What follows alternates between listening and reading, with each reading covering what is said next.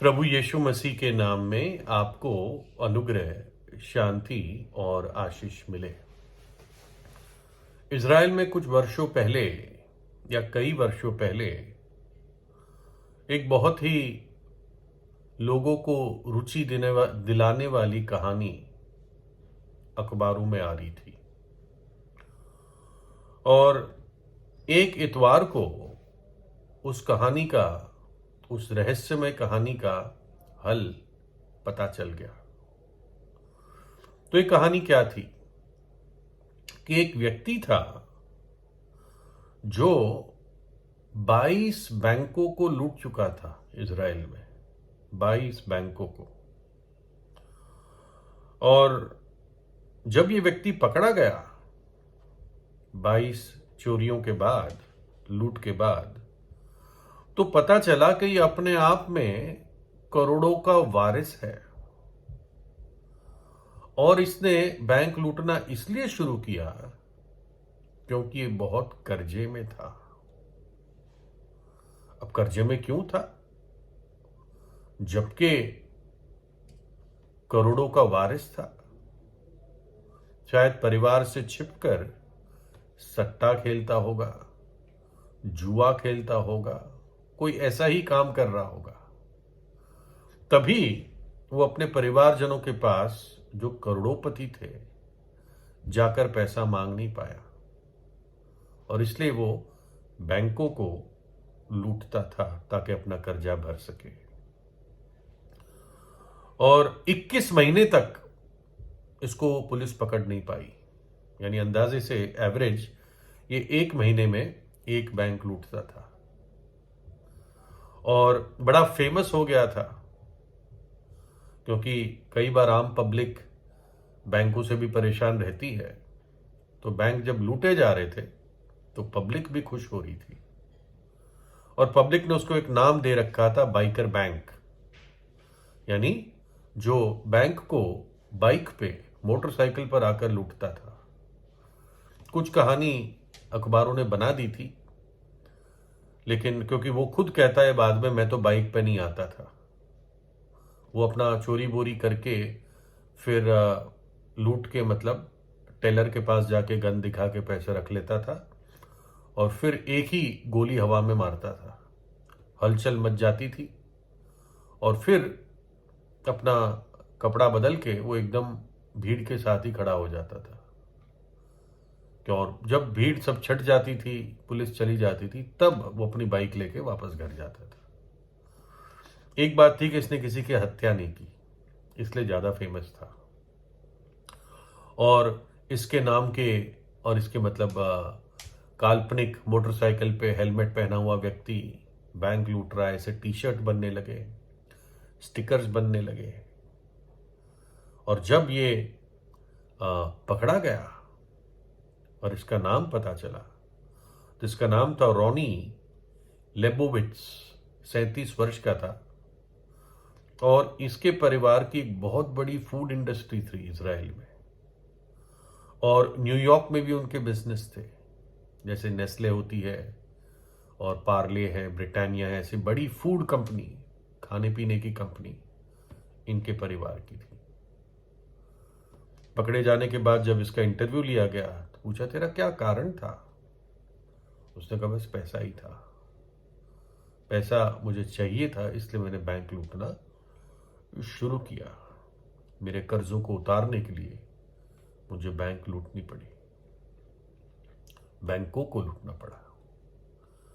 और ये उदाहरण है कर्ज आदमी को क्या क्या करने को मजबूर कर देता है।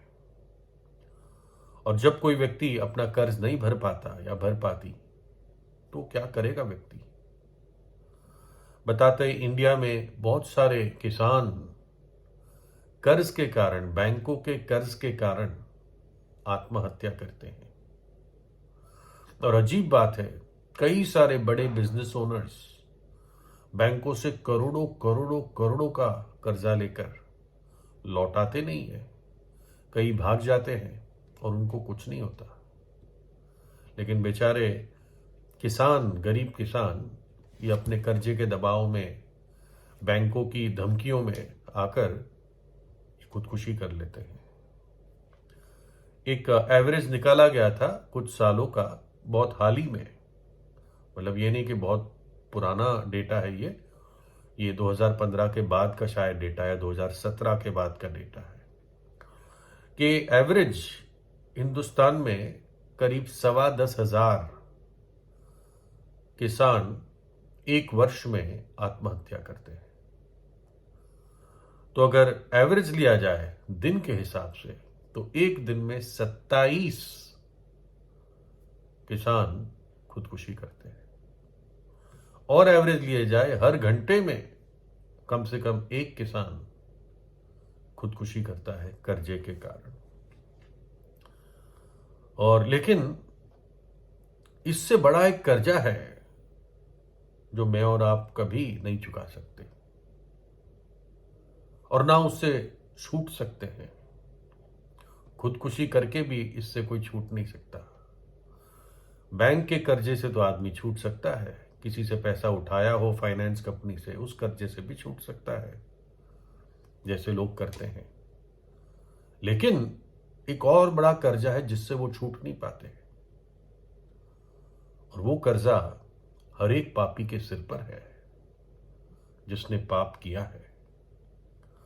भजन 49 में लिखा है बाइबल में, जो अपनी संपत्ति पर भरोसा रखते और अपनी धन की बहुतायत पर फूलते हैं, उनमें से कोई अपने भाई को किसी भांति छुड़ा नहीं सकता और ना परमेश्वर को उसके बदले प्रायश्चित में कुछ दे सकता है, क्योंकि उनके प्राण की छुड़ौती भारी है, वह अंत तक कभी ना चुका सकेंगे।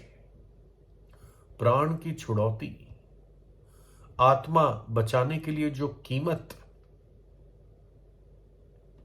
लगाई गई है या जो होती है, वो कोई नहीं चुका सकता। ऐसा क्यों? क्योंकि जो व्यक्ति पाप करता है उसके सिर पे सजा का कर्ज बढ़ता रहता है, और ये ऐसा कर्ज है जो हम कभी भी नहीं चुका सकते।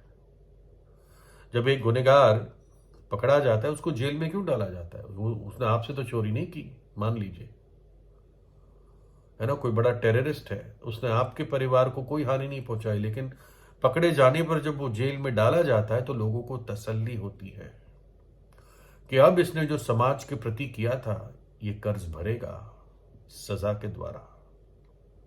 तो वैसे ही परमेश्वर के न्यायालय में, उसकी कचहरी में, उसके कोर्ट में मनुष्य को भी वो कर्जा चुकाना पड़ता है।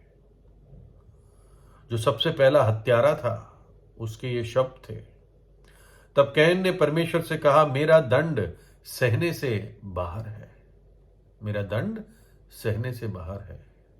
पाप का जो दंड है, नरक की आग, मनुष्य के सहने से बाहर है।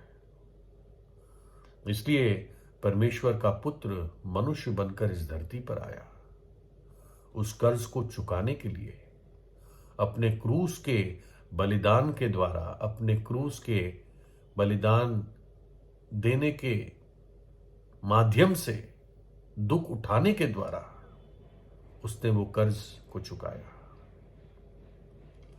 लिखा है कुलुस्सियों 2 में, और विधियों का वो लेख जो हमारे नाम पर और हमारे विरोध में था मिटा डाला, और उसको क्रूस पर कीलों से जड़कर सामने से हटा दिया। हमारा कर्ज, हमने जो परमेश्वर की आज्ञाओं को तोड़ा था, वो सारा लेख हमारे विरोध में लिखा हुआ था कि हमें कितना कुछ चुकाना था सजा के द्वारा।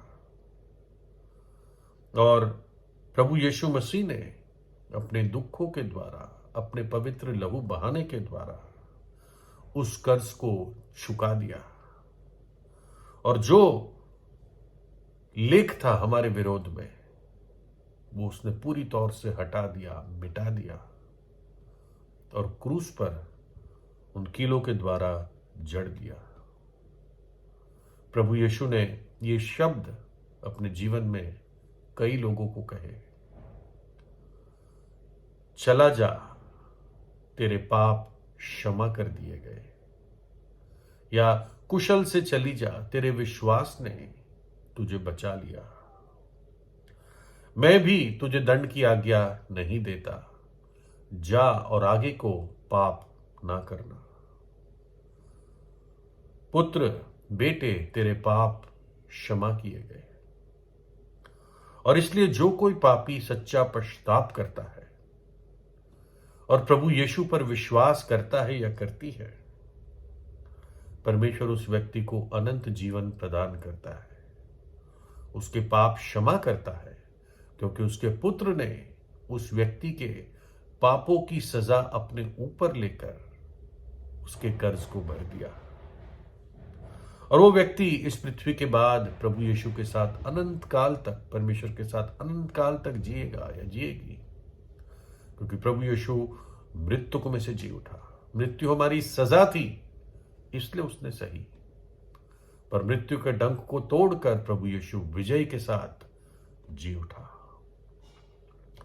परमेश्वर का दास प्रार्थना करता है, हे परमेश्वर, अपनी करुणा के अनुसार मुझ पर अनुग्रह कर, अपनी बड़ी दया के अनुसार मेरे अपराधों को मिटा दे। अपनी बड़ी दया के अनुसार मेरे अपराधों को मिटा दे, मेरे कर्ज को मिटा दे, क्योंकि तूने क्रूस पर मेरे अपराधों के कारण दुख उठाया है। प्रभु यीशु से प्रार्थना कीजिए, सच्चा पश्चाताप कीजिए, प्रभु यीशु को अपने हृदय में बुलाएं। प्रभु यीशु आपको आशीष दे।